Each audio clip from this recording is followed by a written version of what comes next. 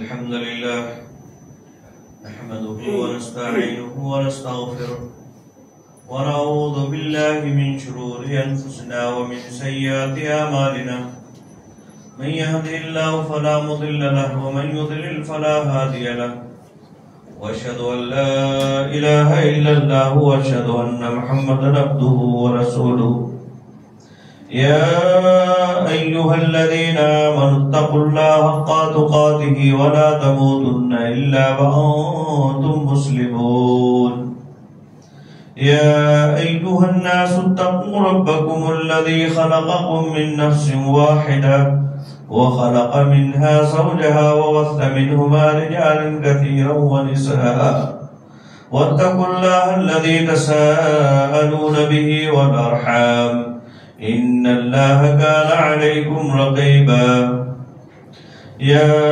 أيها الذين آمنوا اتقوا الله وقولوا قولا سديدا يصلح لكم أعمالكم ويغفر لكم ذنوبكم ومن يطع الله ورسوله فقد فاز فوزا عظيما أما بعد فإن خير الحديث كتاب الله وخير الهدي هدي محمد صلى الله عليه وسلم وشر الأمور محدثاتها وكل محدثة بدعة وكل بدعة ضلالة وكل ضلالة في النار.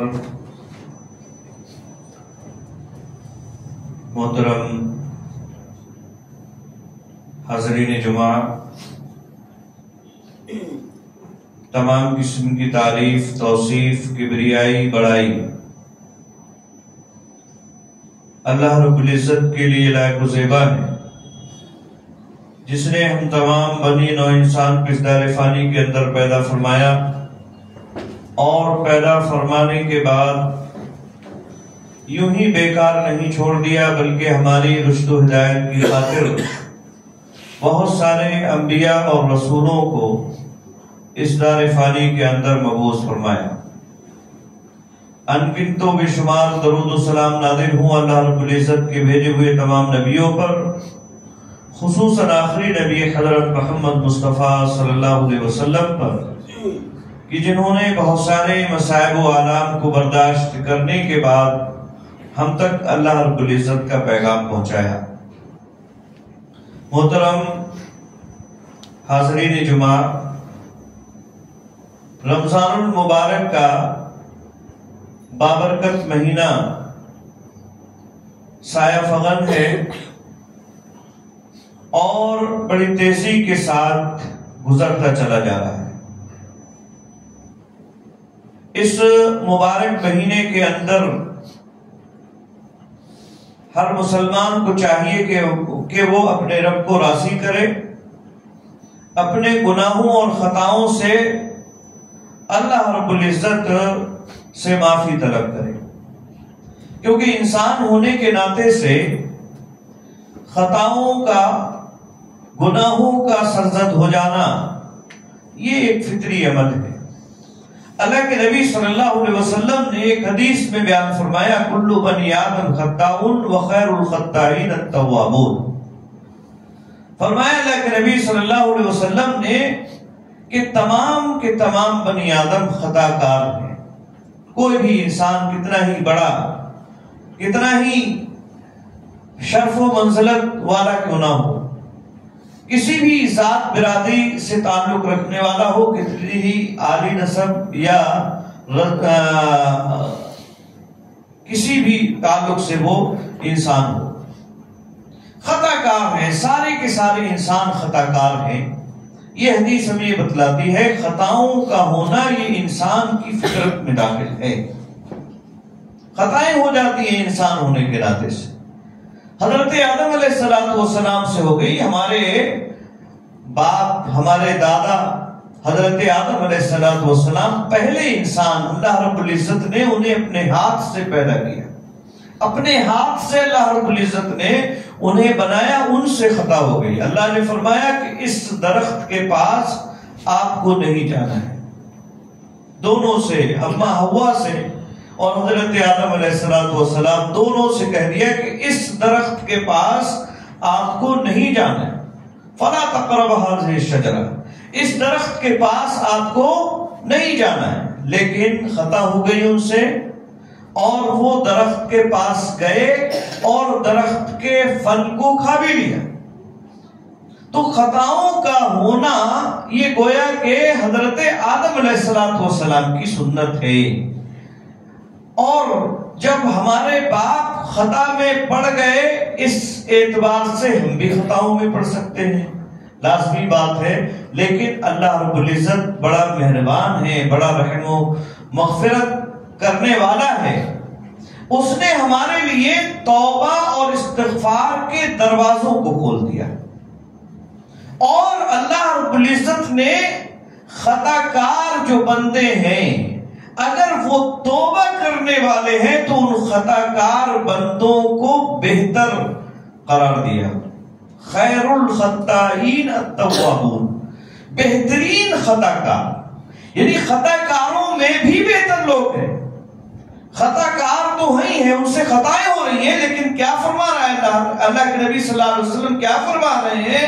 خیر الخطائین، بہترین خطا کار وہ ہیں جو التوابون ہیں، توبہ کرنے والے.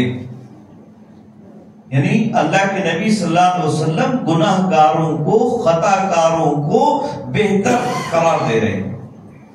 یہاں ہمیں یہ بات معلوم ہو رہی ہے کہ ہمیں گناہ گاروں سے نفرت نہیں کرنا چاہیے. گناہ گاروں سے اور انہیں لعنت و ملامت نہیں کرنا چاہیے، بلکہ ہماری نفرت، ہمارا بغض، ہمارا جو ناپسندیدگی ہے وہ گناہوں سے ہونا چاہیے، گناہ گاروں سے نہیں. کیونکہ گناہ گار تو اللہ کے نبی صلی اللہ علیہ وسلم فرما رہے ہیں التوابون، یہ بہترین خطا کار.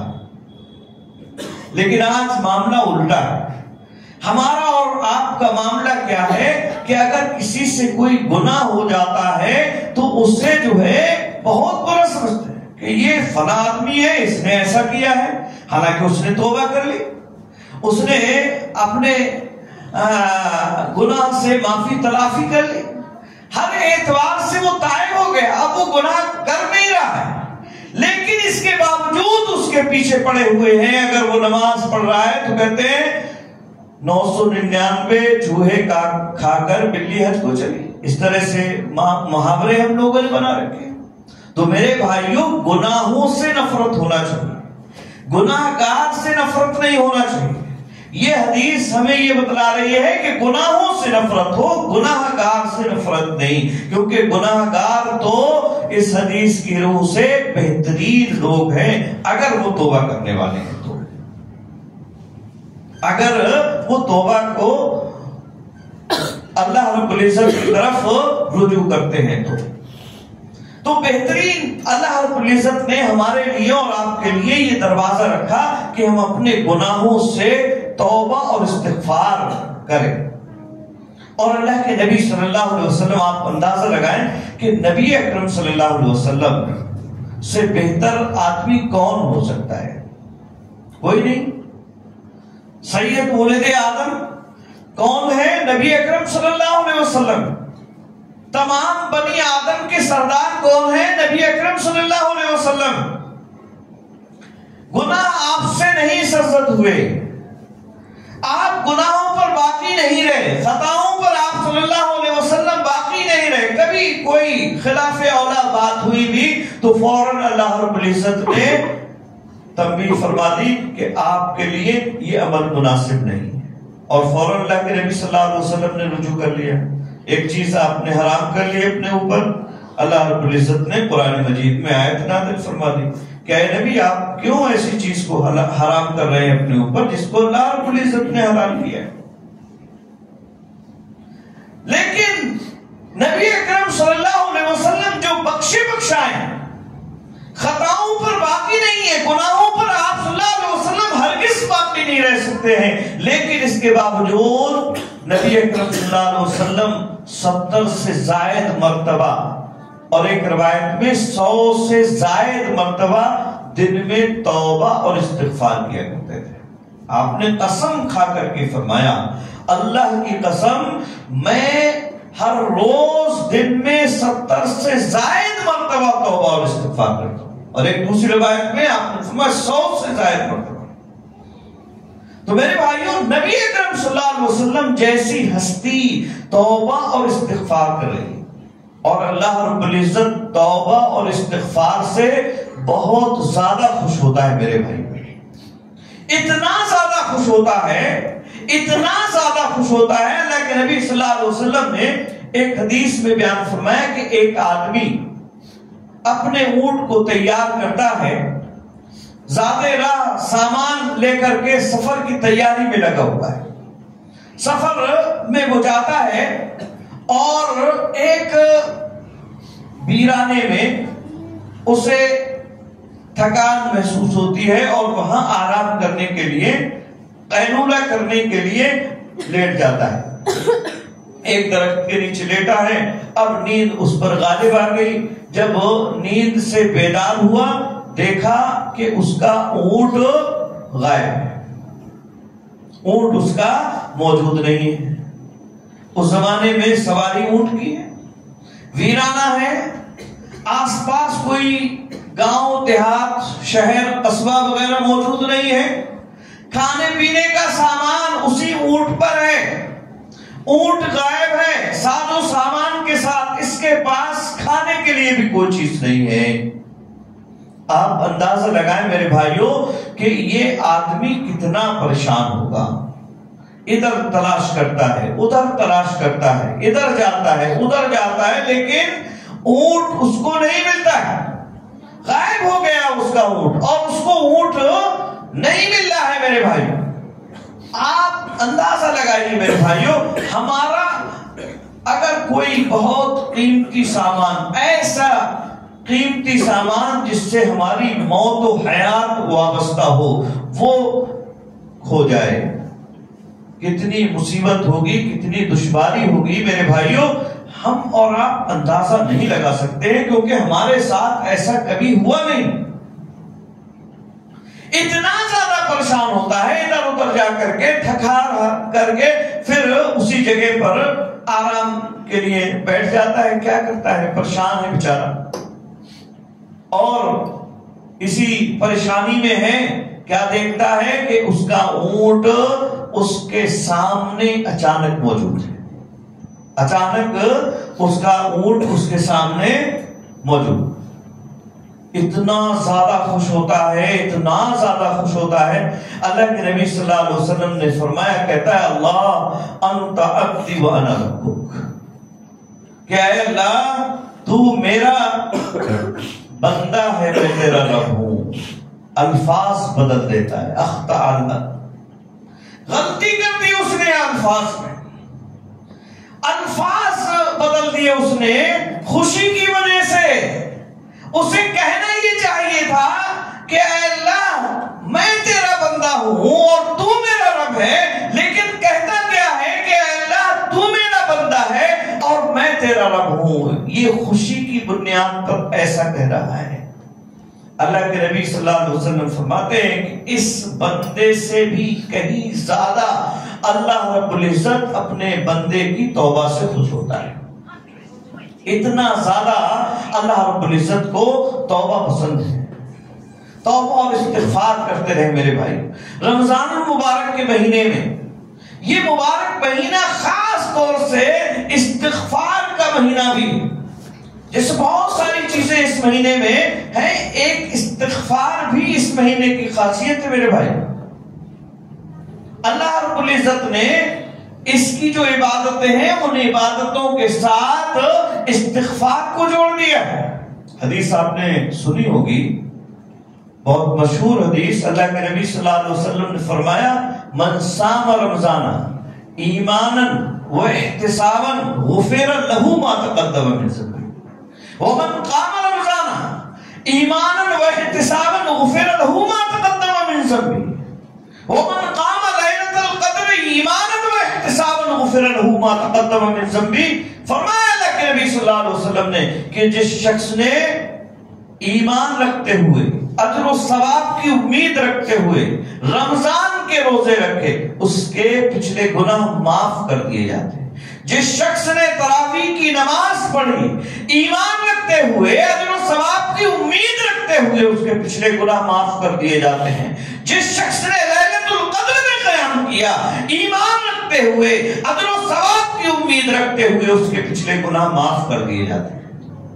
تو توبہ اور استغفار کو اللہ کے نبی صلی اللہ علیہ وسلم نے رمضان کی عبادتوں کے ساتھ جوڑ دیا ہے۔ اور جو آدمی رمضان کے اندر اپنے آپ کی مغفرت نہ کرا سکے، اپنی مغفرت نہ کرا سکے اللہ رب العزت کی عبادت کر کے، میرے بھائیوں، اس کے لیے نبی اکرم صلی اللہ علیہ وسلم نے بد دعا فرمائی، حضرت جبریل علیہ السلام نے بد دعا فرمائی۔ اللہ کے نبی صلی اللہ علیہ وسلم منبر پر آپ نے پہلے سینے پر قدم رکھا اور آپ نے آمین کہا، اور دوسرے سینے پر قدم رکھا، پھر آپ صلی اللہ علیہ وسلم نے آمین کہا، تیسرے سینے پر آپ صلی اللہ علیہ وسلم نے قدم رکھا، پھر آپ صلی اللہ علیہ وسلم نے آمین کہا۔ صحابہ کرام رضوان اللہ تعالی علیہ مجمعین نے پوچھا، اللہ کے نبی صلی اللہ علیہ وسلم، آج آپ نے ایک ایسا کام انجام دیا ہے جو اس سے پہلے آپ نے نہیں کیا، جو اس سے پہلے آپ نے نہیں کیا۔ آپ نے فرمایا، میرے پاس حضرت جبریل علیہ السلام آئے ہوئے تھے، اور جب میں نے پہلے سینے پہ قدم رکھا تو وہ یہ کہہ رہے تھے کہ اللہ کی رحمت سے دور ہو وہ آدمی جو والدین کو پائے اور ان کی خدمت کر کے اپنی مغفرت نہ کرا سکے۔ تو میں نے آمین کہا، اور جب میں نے دوسرے سینے پر قدم رکھا تو وہ یہ کہہ رہے تھے، اللہ کی رحمت سے دور ہو وہ آدمی جو رمضان المبارک کا مہینہ پائے اور وہ اپنی مغفرت نہ کرا سکے۔ اور جب میں نے تیسرے سینے پہ قدم رکھا تو وہ یہ کہہ رہے تھے کہ اللہ کی رحمت سے دور ہو وہ آدمی جس کے سامنے آپ کا ذکر ہو اور وہ آپ پر درود نہ بھیجے۔ تو میں نے آمین کہا۔ میرے بھائیوں، اندازہ لگائیے کہ اگر کوئی آدمی رمضان کا مہینہ پائے، اللہ کو راضی کر کے وہ اپنی مغفرت نہ کرا سکے، نبی اکرم صلی اللہ علیہ وسلم حضرت جبریل علیہ السلام اس کے لیے بد دعا دے رہے ہیں، رحمت سے دور ہو۔ میرے بھائیوں، یہ دعا بد دعا ہے۔ رحمت سے دور ہونا یہ میرے بھائیوں بہت بڑی بد دعا ہے۔ رحمت اللہ رب العزت کی، کوئی بھی چیز ہم دیکھیں اور غور کریں اپنی زندگی میں، اپنے جسم کے اندر، اپنے آس پاس کی چیزوں میں، ہر چیز ہمیں اللہ رب العزت کی رحمت نظر آئے۔ یہ جو سانس لے رہے ہیں ہم، یہ جو زبان سے بول رہے ہیں، یہ کانوں سے جو سن رہے ہیں، یہ سب اللہ رب العزت کی رحمتیں ہیں، نعمتیں ہیں اللہ رب العزت کی ہمارے اوپر۔ بد دعا دے رہے ہیں کہ ان ساری چیزوں سے آدمی محروم ہو جائے، جنت سے محروم ہو جائے، آخرت میں جہنم رسید ہو جائے ایسا آدمی۔ یہ اللہ کے نبی صلی اللہ علیہ وسلم بد دعا دے رہے ہیں، حضرت جبریل علیہ السلام بد دعا دے رہے ہیں۔ تو میرے بھائیوں، ہمیں جو ہے اس رمضان کے مہینے میں خاص طور سے توبہ اور استغفار کر کے نبی اکرم صلی اللہ علیہ وسلم کی اس دعا کا اپنے آپ کو مستحق نہیں بنانا، اس بد دعا کا مستحق نہیں بنانا ہے۔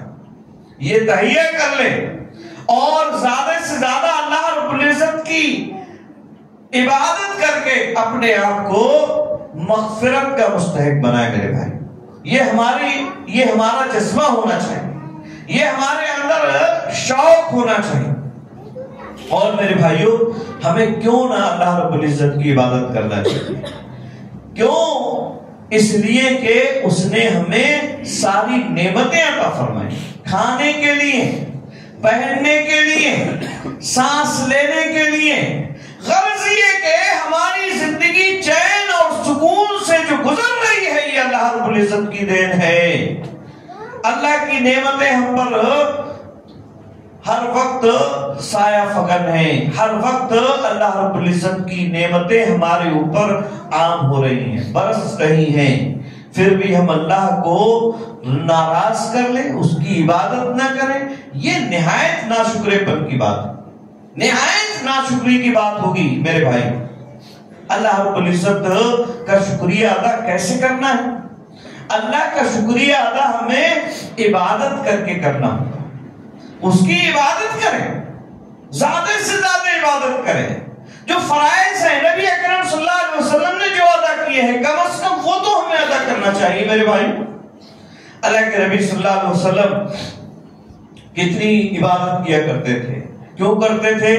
حضرت عائشہ رضی اللہ تعالیٰ عنہ کی حدیث میں اللہ کے نبی صلی اللہ علیہ وسلم نے اس کی وضاحت بیان فرمائی، فرماتی ہے حضرت عائشہ رضی اللہ تعالیٰ عنہ اللہ کے نبی صلی اللہ علیہ وسلم کی عبادت سے متعلق کہتی ہیں اللہ کے نبی صلی اللہ علیہ وسلم جب رات میں عبادت کرتے تو آپ کے پیروں میں ورم آ جایا کرتا تھا، اتنی عبادت کہ آپ کے پیر سوج جایا کرتے تھے، ورم آ جایا کرتا تھا عبادت کرتے کرتے۔